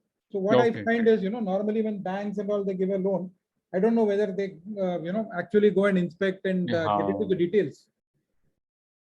And after it has, the loan has turned bad, that is when valuers come into the picture and they have to actually get into the detail. Correct. This is one more experience, like, cannot trust their data just like that. Absolutely. You have to see it. Correct. So these are the two experiences that I have. Yeah, very interesting, sir. Thank you so much for sharing. Anybody else? I'm sure a lot of you would have very interesting client experiences. And how did you manage your expectation? Yeah. Sanjeev? Yeah. Yeah. Actually, the same happened with me too. Also, actually, one of Okay. the agency has done the valuation and they have given a bit higher side, but I have given a bit lower from the normal because the adjacent property I valued earlier at that same rate. Okay. I think Ranganathan ji, is it? Can I request if those who are not talking, they can put your line on mute, please? Yeah, Pathak ji, please continue. You're done? Just wait. Let me complete. Actually, I have done this adjacent property at lower rate. That's why I given. And my IP told that new agency that you should also lower the value and almost match in a level of approx 10% to mine. He was saying that why should I lower that, sir? But ultimately he had to lower and match the valuation as per my value. Almost you may say 5 to 7% higher to that of mine. Moreover, as it was CIRP case, till now I haven't got payment, and IP is saying whenever it will liquidate and the payment will be credited, then only we will do payment of yours now. Correct. Good. So that's a good example of a client expectation manager. I think you did the right thing, right? That is why the other values were supposed to accordingly revisit his valuation. Interesting. Anybody else? No, actually I did lower. Okay. So another experience which was very interesting, where we were asked to do a startup valuation, and as a process we need to ask for projections. So we requested for next 5-year projections. The first year projections were 200% plus. Second year projections were 250% plus. So we just went back and asked the client that, sir, I think your projections are too high. If it is a startup, or maybe if you have any customer contracts in place, right? If you already have a plan in place, can you share? How do we agree that this 200% increase in revenue in the first year, second year, third year, we can accept it?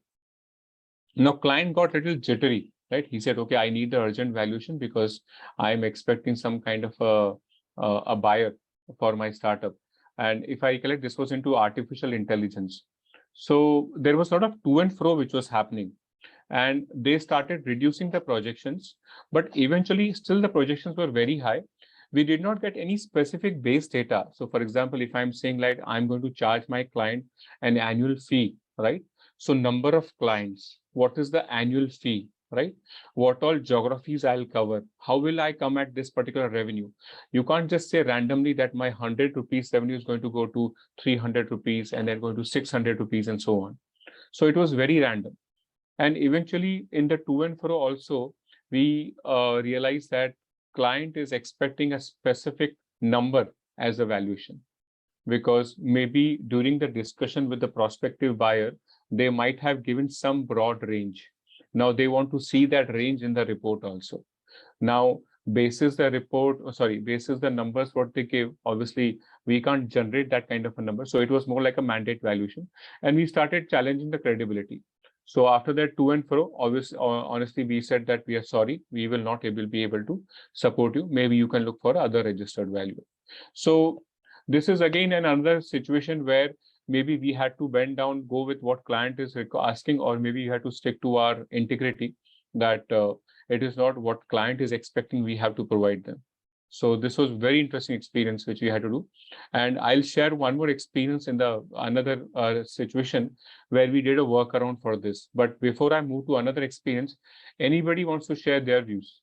Something similar, where if you had been asked for a mandate valuation, or maybe if it is urgent, or projections were overstated. Anybody?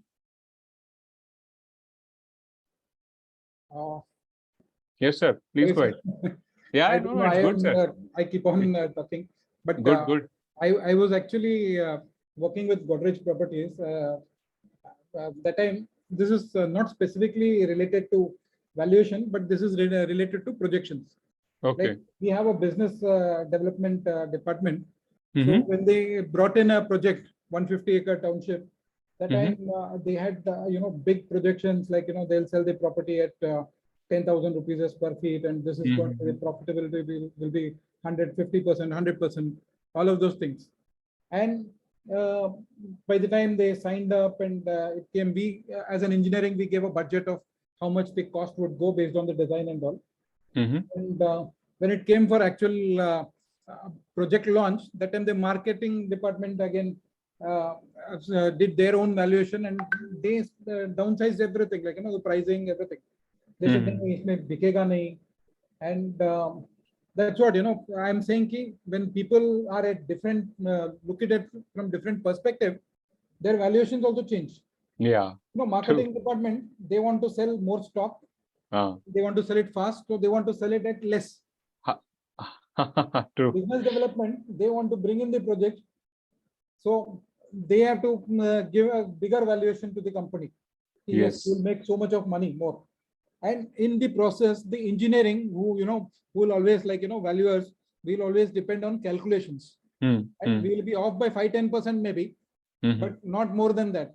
So we are the people who suffer, because when they sell at a higher price, they will ask us to put in all the features and all, which is going to cost. And when these people are selling, they will not allow you to take out the features, but they will reduce the price. So then you have to rely on value engineering and all to execute the project. So this is an experience, different perspective people give. Absolutely. Correct. Very interesting, sir. Very interesting. Thank you, sir. Anybody else? Yeah. Thanks. Anybody else? So another experience which we had was with a manufacturing company, and this is again similar to what we had startup, but here eventually we saw that when we did a draft valuation, we came to a certain number. Now there was an expectation that can you increase the valuation because we have a prospective buyer.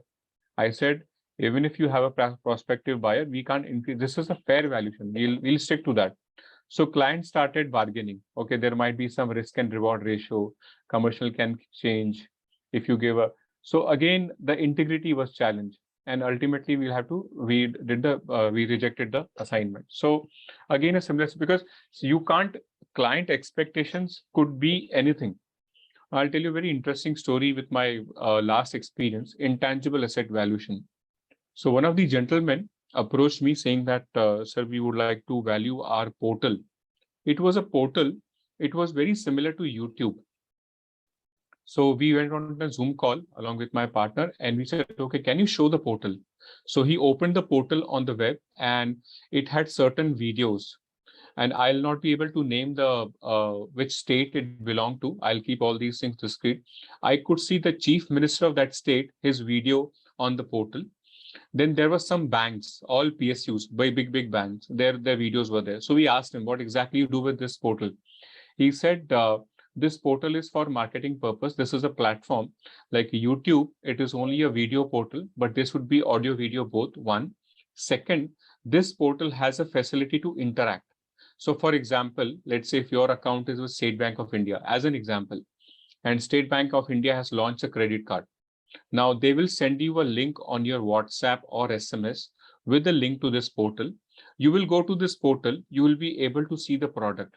You will be able to see the video, audio, and then through the portal, you can apply for the credit card also. It will directly link you to the bank, the customer care, and then so on the process starts. But we could see there are some political videos also which were posted on that. So when we inquired, he said, yes, this is going to be used by the political parties also, because this portal, once a video is uploaded, the message will go to more than 2 crore subscribers. And I said, okay, how will you generate revenue? So once each subscriber, depending on number of subscribers or number of views, they will generate revenue. So then we started talking about what is the bandwidth, what is the infrastructure. So they showed us a quotation from BSNL. So BSNL was spending 10 crore rupees actually to build a data center, right? To have that kind of a bandwidth for this portal. So we understood there is some kind of a political influence happening. And this went on for a week, 10 days, lot of to and fro. Finally, we came to a point that who owns this portal? So the portal was owned by somebody sitting in US. I said, if there is a person sitting in US, how can I do the valuation for you if you are not the owner of the asset?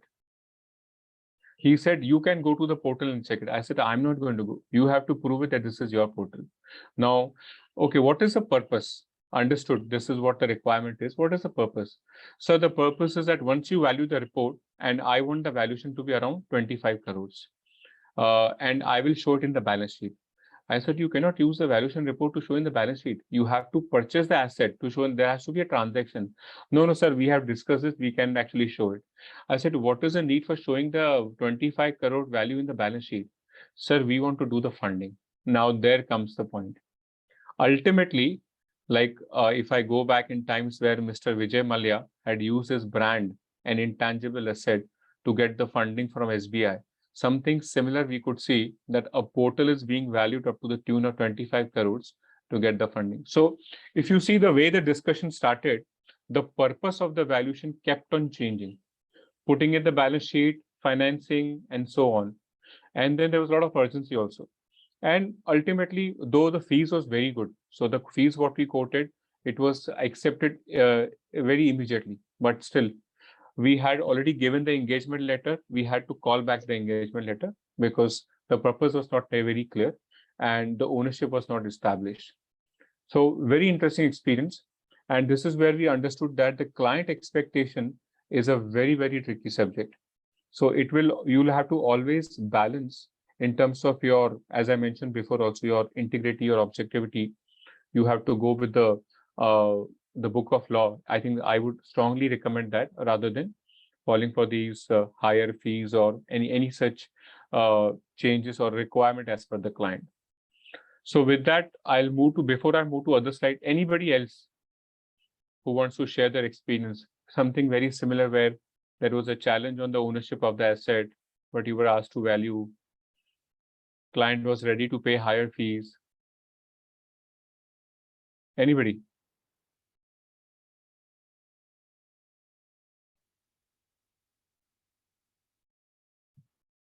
Krishnan sir, Narayan sir, Sanjeev sir. As far as valuation Narayan is sir, please go ahead. concerned, as far as valuation is concerned, why we should be taking care of client expectation at all? Because a valuer is an Exactly. independent person and is supposed to do his activities independently. And can't he do it independently without taking care of the valuer? But there are many He aspects. can only hear the expectation of the client and can put in the valuation report as per objectively. Absolutely. There are many. So client expectation is not just on the value. Sometimes it is on the time period also, and the quality. So there we need to meet the expectation. Yes, And absolutely. Value we should stand by whatever is the right value. Objectively. Is right. Yeah. Time limit and etc. is to be adhered. If it is possible, then the other things, especially with respect to value, Yeah.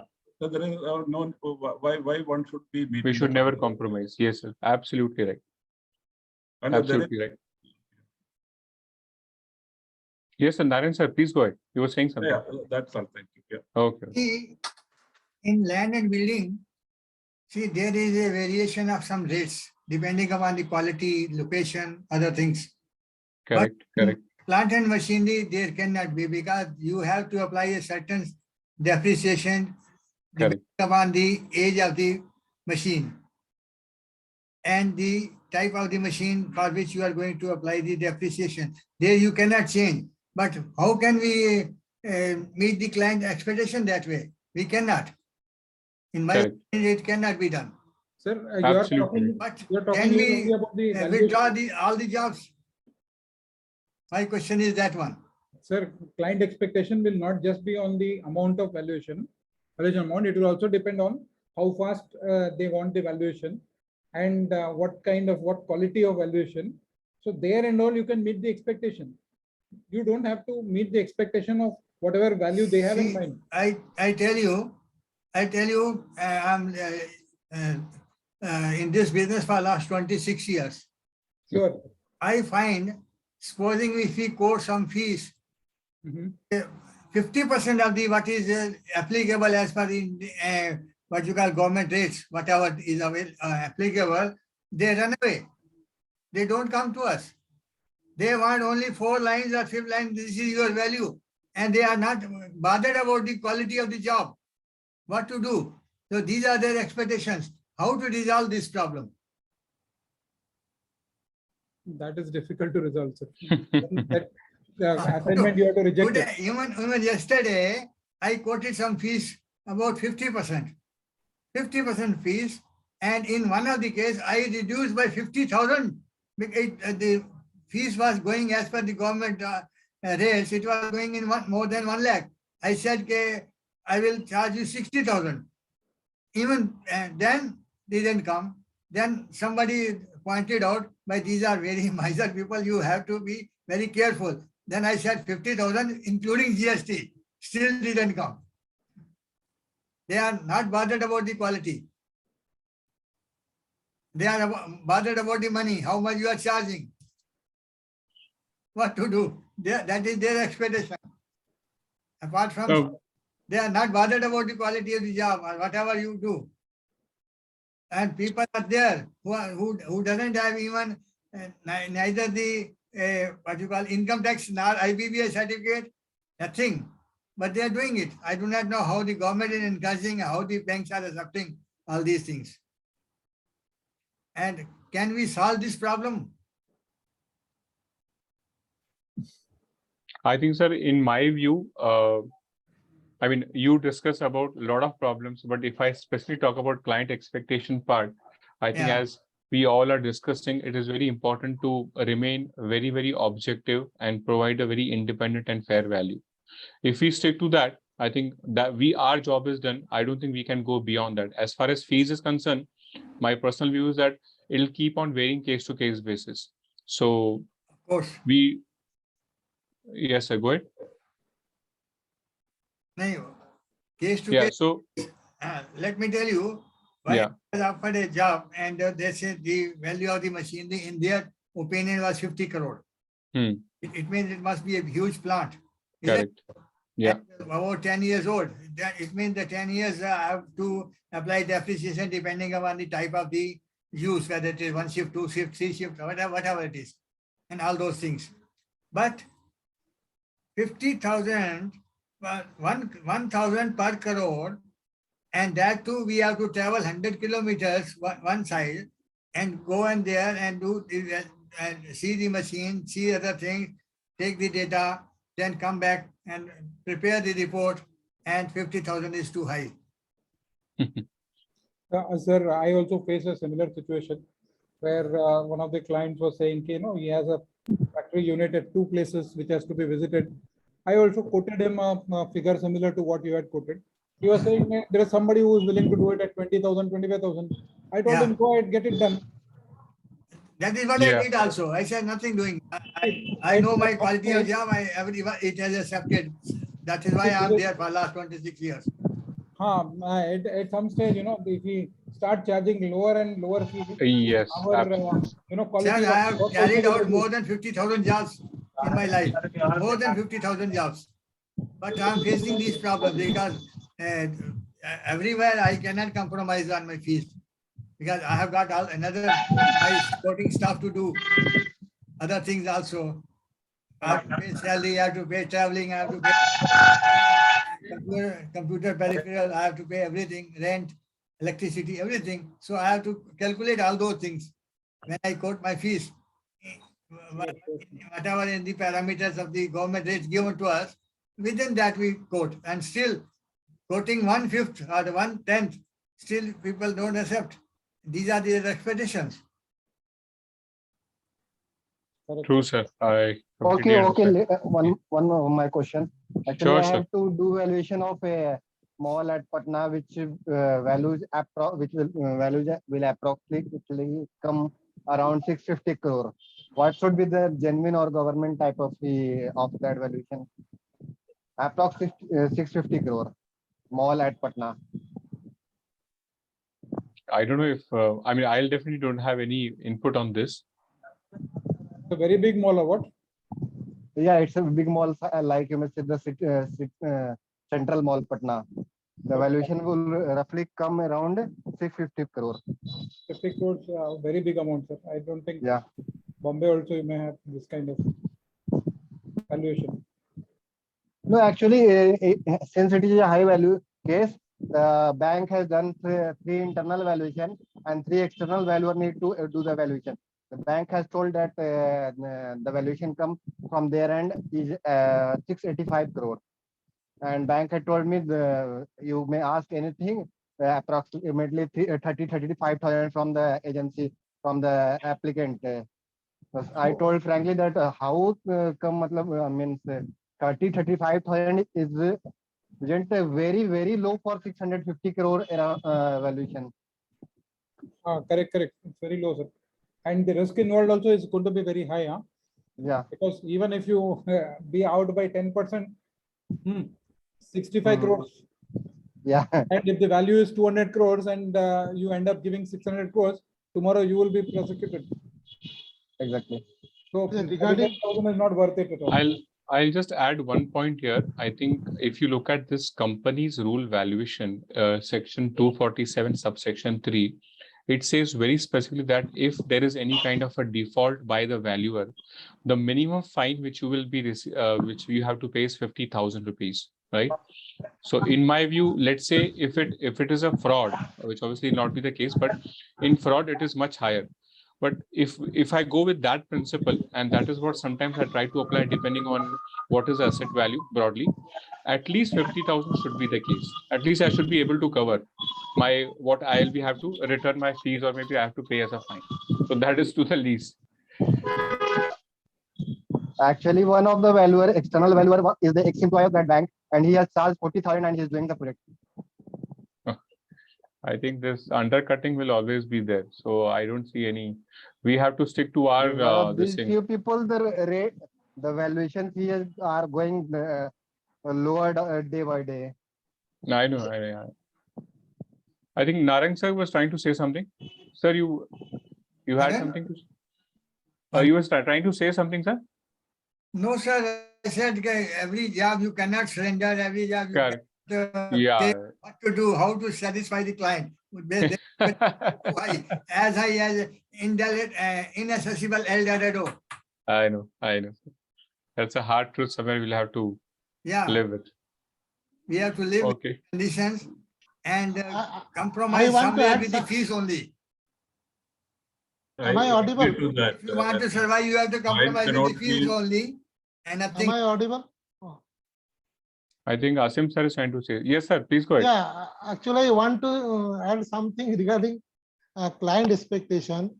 Apart from fees, client normally accept that you do valuation without any paper. Just he will give you a balance sheet of 3-4 years old and go and do the valuation. So that also become a challenge for us. So, sir, let's say if you're doing a valuation for 31st March 2022, you would have a balance sheet as of 31st March 20, right? Or you're saying it is before 31st March 20? No, it is maybe 2015. And you are asked to do a valuation for March 22. Yeah. And how is that possible, sir?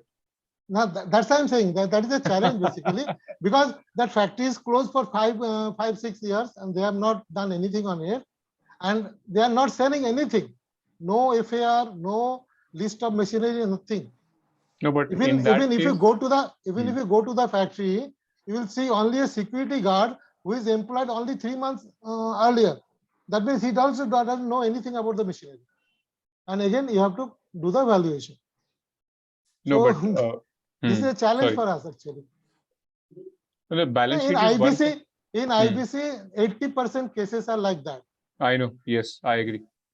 And if you go there, you will find nothing. Even IP never visited that place also. It is machinized in a jungle and all the. Actually, IPs are mainly fully dependent on the valuer, and they are firing a gun or putting it on the shoulder of the valuer. But for valuation, I used to tell them, valuer is supposed to verify the asset, not listing the asset. Listing the asset is a not a job of the valuer. So in 1-2 cases, I am successful. I made them to employ another chartered engineer to make a list of that. But 90% cases I am not successful. I had to do that listing, and again we have to go with the list to the IP and sign it. And sometimes they also refuse to sign. So these are the practical cases used to face. So, I mean, if I can try to answer that, Asim sir, what I would suggest is that, let's say if the balance sheet is as of 2015, you can always ask the IP to have a provision balance sheet. And in your valuation report, you can always say that you never had opportunity or you never had any documents, an audited balance sheet as of March 22. It was based on a provisional balance sheet provided by the IP. Keep all communication in place. If you have to visit the place, obviously you will have all the documents that you traveled to this place. In fact, in case of inventory valuation, I'm sure that will be applicable to land and building, plant and machine also. There are photographs which we take. And in fact, nowadays, what we are doing is we are taking selfies also, that this registered valuer who was doing the inventory valuation, he was there in the godown or in the plant, which were doing the inventory valuation.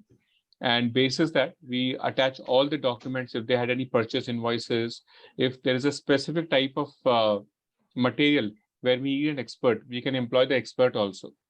And that all things should be reflected in your valuation report. So there is a very specific guideline by IBBI. It is called LCD, Limitation, Caveats and Disclosure. I have attached the link over there in this presentation. I'll be sharing. My very strong recommendation would be that, being a valuer, you should be very thorough with that LCD circular by IBBI, and you should ensure that whatever information has been given to you and whatever approach you have taken, right, it should get reflected in your valuation report, so that you as a valuer are not at risk. That point is well taken, but my point is particularly for plant and machinery valuation. If list of machinery is not provided, sometimes nomenclature of the machine becomes a problem, because you can't see the nameplate. Even if sometimes it's covered, and only by visual inspection, understanding that automation or whatever this efficiency and all, this is very difficult. And I have been in industry for 25 years, and I was with Philips India also. So I do have the practical experience in different vertical. Even then, I find it very difficult. So, because when you go there, you will see some machine. Another point is ownership. Suppose some machineries are there, was not purchased, is taken on loan or hired. Maybe some contractor has left his machinery while company has shut down or lockout, whatever. So those machineries you have to take into account. In some cases, some vehicle. I have seen the vehicles, when it go to the Bahan side, you'll see it in different name. So, but CD is claiming that this is my vehicle. So this is a challenge, I am saying. Even then we have to do valuation. But again, it is becoming very difficult to comply the IVS in this situation, because without any documentation, any information, all the information for market. So now, if that market is also not available, then it is very, very difficult. So that is my point. So and again, you have to write in the report that it is IVS compliant. Yeah. No, but if you don't have any documentation, how will you value it? So if I was at your place, I'll simply say that I'm not going to give any value to it, because there is no proof of ownership. If somebody else has left. IBC, once you have taken the assignment, when you are taking the assignment, that is based on only the old balance sheet. Normally they shares only the old BS. No, sir, that's not the case. No, whatever is the ICD, insolvency commencement date, IP has the responsibility to provide or have the provisional balance sheet as of ICD. In a lot of cases, it is a requirement to get it audited also. It's IP's job. You have to, because I myself am an IP. So I know that I have to get that balance sheet ready. Okay. Last time also you told that. But this is not happening. I tomorrow know, only, practically. tomorrow I am only going to Odisha for a valuation. That IP has not said anything. And he is saying, I will come to my place. Bankers also coming with the key. I don't have the key also. I don't know what is inside. Maybe snakes and all. But you come. We'll see. Like that. I think, yeah. In fact, I had to reject one value like that. Sorry. I think we are running out of time. It's already 4 minutes past. What I'll do is I'll just quickly run through the slides. The rest of the slides are very theoretical. So I'll just skip all of them because it's not important. You can just go through it. These are some of the very theoretical aspects in terms of what is client expectation, how should you look at client expectation from different perspectives, right? Some examples which I've given over here. So they are, I think, more theoretical. So you can just manage, view that. The requirements are mostly basic. Expectation could be beyond, like what exactly is expectation, where you go beyond the what is the requirement. That is what I was trying to say here. I'll just go to the very important point. I think this all we know that we get different types of valuation assignment. It could be a detailed report, it could be a calculation, or it could be a peer review. So in every case, it has to be very sure that we understand the scope of the work, and this is very understood clearly with the client, because that is what your report will reflect like, right? Because in the case of engagement, where you're doing only the calculation, there will not be any report. So client should be very clear that expectation management should be done much in advance. Now, if you look at the valuation engagement cycle, right, there are broadly 4 different steps. So conversations, then your data collection, approach, and report. So what I think here, to manage the client expectation, the purpose should be very clear, specific, wherever, whatever scope of work you have, whatever terms of engagement, could be fees, could be timelines, all these things should be part of your EL, which is your engagement letter, or MRL, which is management representation letter, for any data provided by the client. Then in terms of data collection, it has to be client input. So it should be very clear that this is going to come from the client. Valuation approach, obviously, wherever required, we have to discuss, but ultimately it's a prerogative of the valuer. Client has nothing to do with it. They cannot challenge your approach if you have already justified and given the right perspective behind selecting the approach, right? The report is, again, the good practice is always to share the draft report with the client so that it meets their expectation before you share the final. I think that's a very good market practice. Okay. Then this is a CLD. Sorry, I was saying LCD. This is CLD, caveats, limitation, and disclosure. So this is a there is a link attached over here. So when you see the presentation, you can just click this link. This is very important. And there are some specific clauses which I have highlighted in terms of, can I request, if you are not talking, you can put your line on mute? Yeah, thanks.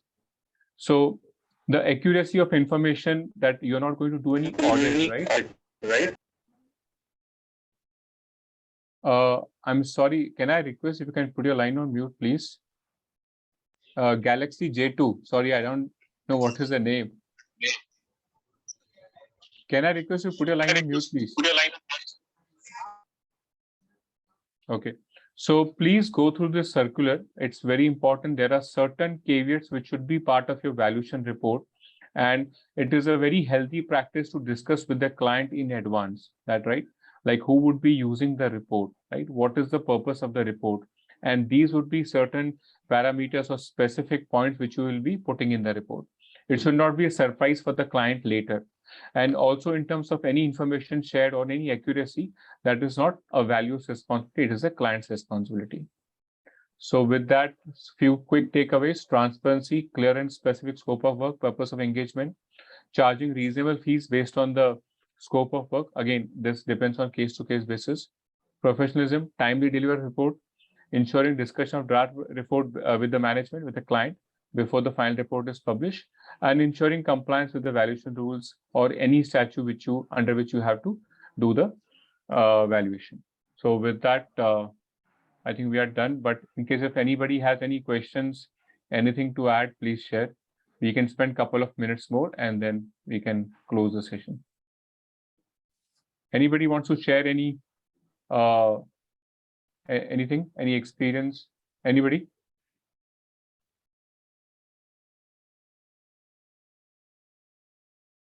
Okay, so thank you so much, all of you. I think it was a great session, and in fact, I learned a lot during the session. So thank you so much, all of you, especially Naren sir, Sanjeev sir, and Krishnan sir. So thank you so much. Over to you, Sharma sir.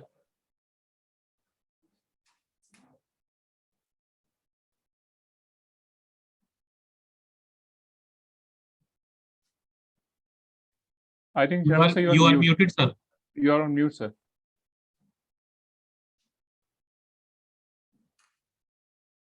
Okay. Okay. So we are coming to the end of this CEP session. Time to thank everyone. First of all, I would like to thank our speaker, sir, Pureja ji, for accepting this assignment and covering this subject very nicely. Sir, you have presented before us the possibilities in valuation field, and let us prepare ourselves for them and take advantage of these possibilities. Thank you, participants, for participating, and please share your feedback and also share the subjects on which you would like to have our CEPs in future. Thank you very much. Thank you, Sarita madam, Urvashi and Shweta. Thank you very much. Thank you, Sharma sir. Thank you, Sarita ji. Thanks everyone from Divya Jyoti. Thanks to all the Thanks, sir. participants. Sir, one question, Divya Jyoti, please. Let that yes. group open for can leave now? discussion. Na? That WhatsApp group from where we joined. We can leave now, no, sir? Yes, sir. Yes, sir. Thank you. Thank you very Please much, sir. open that group for Thank you. discussion. Okay. Thank you. Thank you very much.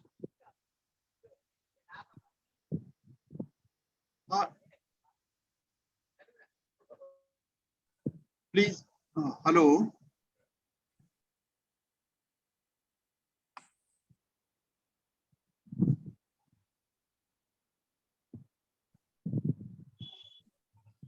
Alvina खत्म हो गया तेरा, तो इधर आजा, मैं बताऊं पड़ा, बंद कर रहा हूँ।